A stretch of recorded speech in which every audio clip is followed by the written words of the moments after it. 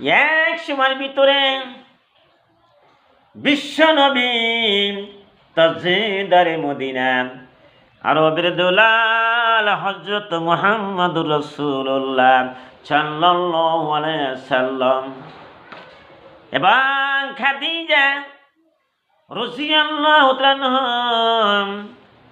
উপাসনায় আরাধনা করতেছেন, আল্লাহর আরাধনা করতেছেন। হযরত আলী রাদিয়াল্লাহু তাআলা যাই উপস্থিত হয়ে গেল। হযরত আলী বলল, ইয়া রাসূলুল্লাহ, সোনার নবী গো, আপনারা দুইজনে কি কর্ম করতেছেন? আমি হযরত আলী বুঝতে পারিনি, তার জন্য আপনাকে আমি জিজ্ঞাসা করলাম। বিশ্ব নবী বলেন, হযরত আলী রে, আমরা আল্লাহর উপাসনা করিতেছি। বিশ্ব নবী হযরত আলীর সম্মুখে কুফরিকে নিন্দা করল, শিরকিকে নিন্দা করল এবং তাওহীদের দাওয়াত দিল।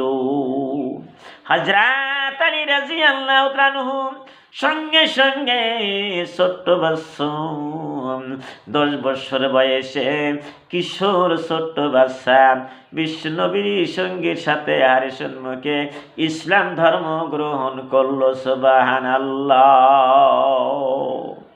শিশু মানুষ, কিশোর, ছোট্ট ছোট্ট বাচ্চাদের মধ্যে হযরত আলী সর্বপ্রথম ইসলাম ধর্ম গ্রহণ করেছিল। যখন হযরত আলী রাদিয়াল্লাহু তাআলা ইসলাম ধর্ম গ্রহণ করলো, বন্ধুরা মরাইক, তখন হযরত আলীর 10 বছর বয়স। 10 বছর বয়সের সময় হযরত আলী ইসলাম ধর্ম গ্রহণ করলো। আমাদের 100 বছর হয়ে যায়, 50 বছর হয়ে যায়, 70 বছর হয়ে যায়, আমরা নামাজটা কেন পড়তাছি না?